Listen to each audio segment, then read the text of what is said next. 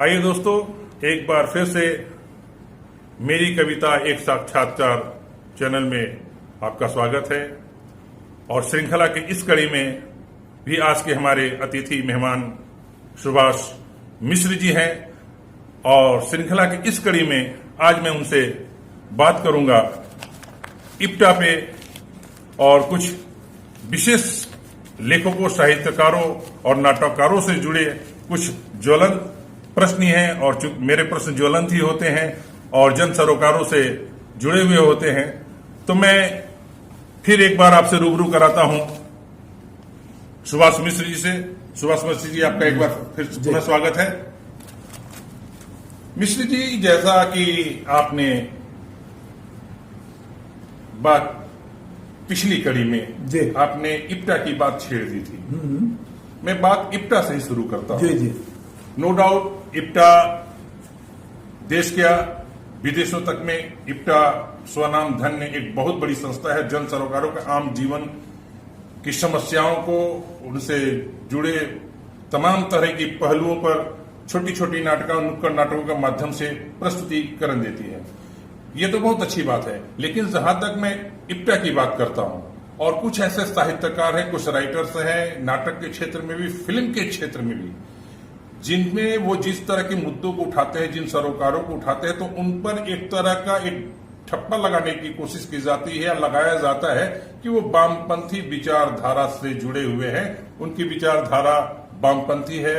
और लेखकों में भी लेखक के प्रगति संघ या अलग अलग तरह के बहुत सारे संघ बन चुके हैं। तो क्या लगता है आपको, क्या नाटककार या इप्टा या साहित्यकार किसी विशेष विचारधारा, जो मैंने विशेषकर वामपंथी होने का बहुत ज्यादा आरोप लगता है, ठीक है, तो उस पर आपका क्या कहना है? जी, आपने ठीक पूछा। मुक्तिबोध एक डायलॉग कहते थे जब उनसे कोई मिलने जाता था, जी। कि पार्टनर तुम्हारी पॉलिटिक्स क्या है। तो दरअसल हमारी पॉलिटिक्स क्या है। इप्टा जो है 1942 में बना, जब देश आजाद नहीं हुआ था। तो देश के बहुत सारे लोगों को लगा कि संस्कृति कर्मियों को एकजुट होकर कुछ ऐसी बात करना चाहिए देश की आजादी की। तो देश के बहुत सारे जो रंगकर्मी थे, उन्होंने इप्टा का गठन किया। इप्टा मतलब भारतीय जन नाट्य संघ, इंडियन पीपुल्स थिएटर। 1942 में बना, देश की आजादी के पहले। निश्चित रूप से उस समय देश में जो तरक्की पसंद लोग थे, जो खुले विचारों के थे, जो स्त्री पुरुष में भेद नहीं करते थे, जिनके बीच में जाति जैसी कोई बात नहीं थी, धर्म जैसी कोई बात नहीं थी, तो निश्चित रूप से वो लोग इसमें जुड़े। उसमें बहुत सारे लोग वामपंथी सोच के भी थे, पर प्रोग्रेसिव लोग भी थे, सरकारी लोग थे, तो बहुत सारे राष्ट्रवादी विचारधारा के थे। तो ये एक बहुत सारे लोग इसमें जुटे। इसमें सरकार की क्या पॉलिटिक्स है? क्यों वो चाहे कुछ लोग ऐसे सरकार से जुड़े कि वो जो वामपंथी बोल करके विचारधारा से प्रभावित करके आखिर क्या सिद्ध करना चाहते हैं? नहीं, देखिए कोई बात नहीं। जो प्रोग्रेसिव है, जिसके पास एक कोई आज की तारीख में, अगर मैं प्रगतिशील सोच का हूं, तो आप कहेंगे कि साहब आप वामपंथी हैं। वामपंथी का सवाल नहीं है। सवाल है कि मैं अपने यहां पे मैं जेंडर इक्वलिटी की बात करता हूं, मैं गरीब के सर्वहारा के पक्ष की बात करता हूं, मैं धर्म की अफीम चटाई जा रही है उसके खिलाफ बात करता हूं, तो लोगों को लगता है कि ये वामपंथी है। सवाल ये है कि इप्टा में सब लोग काम करते हैं, वो सांस्कृतिक संगठन है, कोई जरूरी नहीं कि सब उसमें वामपंथी हो, ये कोई जरूरी नहीं। अच्छा, वामपंथ भी अलग अलग, कोई मार्क्सवादी है, कोई कम्युनिस्ट पार्टी का है, कोई अलग पार्टी का है, कोई, तो इसमें बहुत सारे लोग हैं। पर इप्टा एक सांस्कृतिक संगठन है जो 1942 में बना, जिसमें बलराज साहनी जैसे, ए.के. हंगल जैसे, हबीब तनवीर जैसे, जाने कितने लोग इसमें आए जो इससे जुड़े, जो हम ख्यालात थे, जो प्रोग्रेसिव सोच के थे। उसमें बहुत सारी स्त्रियां भी जुड़ी और उन्होंने काम किया।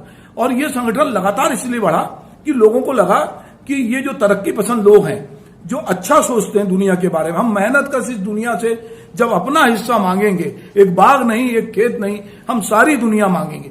तो सवाल ये लोग थे जो गरीबों के हक में बात कर रहे थे, कि जो हर जोर जुल्म की टक्कर में जो बोलते थे संघर्ष हमारा नारा है। या जीवन यदु जैसे लोग खैरागढ़ में बैठ के ये कविता लिख रहे थे कि राहों पर नीलाम हमारी भूख नहीं हो पाएगी, अपनी कोशिश है कि ऐसी सुबह यहां पर आएगी।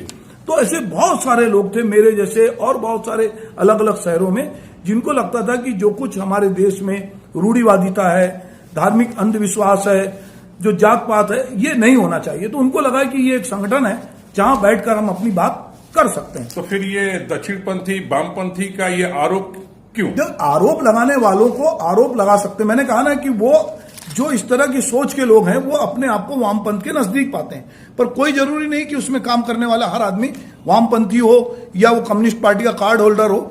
उसको कलाकार होना पहले जरूरी है कि वो कलाकार है, और हर कलाकार जो है, मुझे लगता है जो सच्चा कलाकार है वो व्यवस्था में जो कुछ गड़बड़ियां होता है उसका प्रतिरोध करता है। कला तो एक प्रतिरोधक ताकत पैदा करती है, तो मुझे लगता है कि लोग उसको उस तरह से बांटते हैं। पर जो नाटक हो रहे हैं वो नाटक तो सब कर रहे हैं जो इप्टा कर रही है, उस तरह के नाटक तो कोई, अगर इंस्पेक्टर मातादीन चांद पर बहुत सारी संस्थाएं कर रही हैं, समरत को नहीं दोष गुसाई बहुत सारी संस्थाएं कर रही हैं, हबीब साहब का चरणदास चोर बहुत सारी संस्थाएं कर रही हैं। तो बुनियादी रूप से आप पहले कलाकार हैं, और कलाकार होने के साथ चूंकि अगर आप इप्टा से जुड़े हैं तो पूरे देश में अकेला ऐसा संगठन है जो पूरे देश में फैला हुआ और देश के बाहर भी है, तो आप उसको कोई पार्टी का झंडा लेके तो वो नहीं चल रहा है, वो तो सांस्कृतिक संगठन है और अपना नाटक कर रहा है, अपने गीत लिख रहा है।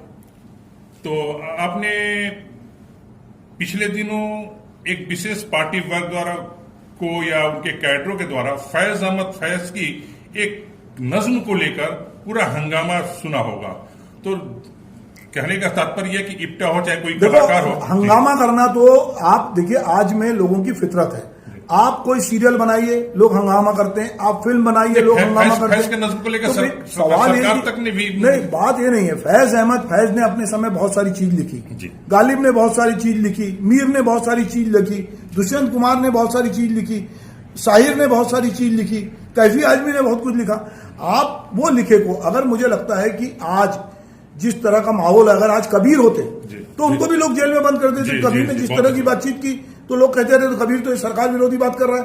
तो आज जो आदमी जो कुछ हमारे समाज का जो बहुसंख्यक वर्ग है, या जो कहना चाहिए जो लोग बहुत सारी चीजें नियंत्रित करना चाहते हैं, आप अगर उसके खिलाफ बोलते हैं, या आप जो मुख्य धारा, जो लोग कथित मुख्य धारा की बात करते हैं, आप उसके खिलाफ बोलते हैं, तो लोगों को लगता है अरे ये क्या बात कर रहे हैं। तो फैज अहमद फैज तो बड़े शायर हैं, उनकी क्या बात करेंगे लोग। बहुत अच्छी बात कही आपने। तो ऐसी स्थिति में एक कलाकार को क्या होना चाहिए? जो ठप्पा लगते हैं, कलाकार अपने आप को कैसे, देखिए दो चीजें हैं, बात सुनिए। मैं हरिशंकर परसाई की बात से अपनी बात कहना चाहता हूं। हरिशंकर परसाई ने कहा कि आप पास एक दृष्टि होनी चाहिए, और वो दृष्टि ऐसे होनी चाहिए कि उन्होंने एक उदाहरण भी मुझे याद आता है कि एक महिला कोई भी जो बहुत बेल बॉटम पहनी हुई है और टाइट कपड़े पहनी है, ऊंची हिल के सैंडल पहनी हुई है, और वो खेत की पगडंडियों पे जाती है और लड़खड़ाती है, और उस पर कुछ लोग हंसते हैं, तो ये विसंगति पे हंसना है। पर एक महिला जो बहुत गरीब है, जीर्ण शीर्ण, जंगल से लकड़ी का बहुत बड़ा गट्ठा लेकर अपने घर की ओर जाती है और वो गिरती है और लोग उस पर हंसते हैं, तो ये क्रूरता है। कि आपको ये पता होना चाहिए कि विसंगति कौन सी, क्रूरता है। आज दुर्भाग्य क्या है हमारे यहाँ कि ये बहुत बारीक रेखा है। लोग महिलाओं का मजाक उड़ाते हैं, बहुत सारे चैनल पे मजाक उड़ाते हैं, कार्यक्रमों में मजाक उड़ाते हैं। आपको ये समझना पड़ेगा कि आप किसी गरीब का, किसी मोटे आदमी का, किसी विकलांग का, किसी मजबूर आदमी का मजाक उड़ा रहे हैं तो आपके पास दृष्टि नहीं है। तो एक दृष्टि होनी चाहिए आपके पास, जो एक प्रोग्रेसिव दृष्टि कहते हैं हम जिसको, एक समझ के साथ एक समझ होनी चाहिए कि आप कहां खड़े हैं, किसके पक्ष में खड़े हैं। अगर कोई किसान आंदोलन कर रहा है और दिन रात एक जूझ रहा है और हम कहें कि वो साहब वो तो आतंकवादी है, वो तो खलिस्तानी है, तो ये हमारी दृष्टि नहीं है। हम चीजों को समझना नहीं चाहते, हम उसको हल्का करना चाहते हैं। बहुत अच्छी बात कही आपने। अभी आपने संभवतः टीवी चैनल में कहीं नहीं सुना होगा कि उत्तराखंड के जो अभी भी नए नए मुख्यमंत्री बना है, उन्होंने अभी कल एक टिप्पणी की है महिलाओं के पहनावे के लिए, जींस को लेकर के। उस पर आपका क्या कहना है? ये तो आप देखिए, ये बहुत दुर्भाग्य की बात है कि ये कौन होते हैं ये तय करने वाले। महिला की अपनी आजादी है। आप अगर आप कुछ भी पहनते हैं तो आपको जायज है। अगर महिला ने फटी जीन्स पहनी है तो आप उसको उसकी संस्कृति से जोड़ रहे हैं, ये तो बहुत ही खराब बात है। आपकी सोच गड़बड़ है। दरअसल हम मेल डोमिनेटिंग समाज में रहते हैं और हम ये तय करना चाहते हैं कि स्त्री क्या पहने, स्त्री कैसे रहे, घर की चार दीवारी के भीतर रहे। तो ये पुरातन पंथी सोच है। और ये मुख्यमंत्री जहां जिस पार्टी को बिलोंग करते हैं वहां बहुत सारे लोग इसी तरह की सोच है। आपका कहना ठीक है, लेकिन क्या ये उचित है कि जिन्सों को टुकड़े टुकड़े में फाड़ कर, वो महिला की स्वतंत्रता, वो खुद तय करे उसको क्या पहनना है। इससे क्या फर्क पड़ता है आपको? एक महिला कैसे जा रही है, आप अपने को कंट्रोल करिए ना। आप किसी महिला को देखकर आप उत्तेजित हो रहे हैं तो आपके भीतर की गंदगी है। महिला की अपनी स्वतंत्रता, उसका अपना शरीर, वो किस तरह से पेश करना चाहती है। तो आप कौन होते हैं तय करने वाले कि वो सलवार कुर्ती पहने, कि साड़ी पहने, कि जीन्स पहने, वो उसकी अपनी स्वतंत्रता पहने दीजिए उसको जिस समाज में रहती है उस समाज में वो खुद अपने आप को उस तरह से फील करेगी। पर एक मुख्यमंत्री थोड़ी बोलेगा कि वो संस्कृति, आप फटा जीन्स से संस्कृति तय करोगे तो आप तो फिर साड़ी पहन के, या कहना चाहिए कि आप पूरे कपड़े पहनकर जो कुछ कर रहे हैं, तो ये कौन सा आपका एक तरीका है? तो बहुत खराब सोच है।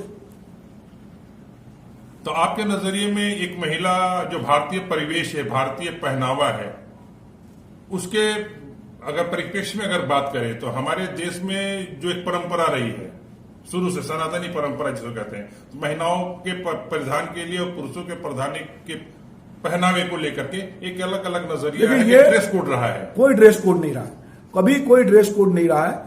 हमने जैसे जैसे तरक्की की है, हमने अपने शरीर को ढकने के लिए उस तरह, पंजाब में लोग सलवार कुर्ती पहनते हैं, कहीं पे लोग साड़ी पहनते हैं। हमारे बस्तर संभाग में बहुत जगह तो पहले औरतें ब्लाउज नहीं पहनती थी, अभी धीरे धीरे वो पहनने का चलन आया। स्त्री को जो सूट करेगा, कामकाजी स्त्री है, जिसको स्कूटर चलाना है, जिसको साइकिल चलाना है, उसको जीन्स ज्यादा सूट करती है, उसको काम पे जाना है, तो आप तय कैसे करेंगे कि वो साड़ी पहने? उसको काम पे जाना है, तो ये कोई तय नहीं रहा। समय काल के अनुसार स्त्रियों ने या पुरुषों ने अपनी अपनी वेशभूषा तय की। आज हम टाई लगाते हैं या सूट पहनते हैं, ये हमारे देश की वेशभूषा तो नहीं थी, तो हमको धोती पहनना चाहिए। तो आप क्यों नहीं कहते पुरुषों से कि आप धोती पहनिए? ये तो दरअसल हम महिलाओं पर, हमारा, मैंने कहा ना कि मेल डोमिनेटिंग सोसाइटी है, तो आप बहुत सारी चीजें महिलाओं पर लादना चाहते हैं। अरे भाई, उसको जो मर्जी वो पहनने दो ना। आप तय करने वाले कौन होते हो? और कौन सी परंपरागत वेशभूषा की बात कर रहे हो? हम तो जहां से हमारी पूरी सभ्यता आती है, हमने धीरे धीरे चीजों को सीखा है। जी, बहुत बहुत धन्यवाद आपका। आपने बहुत ही बेबाकी से हमारे चैनल के प्रश्न को जवाब दिया। आपको हमारे चैनल में आने की बहुत बहुत बहुत बहुत धन्यवाद। नमस्कार।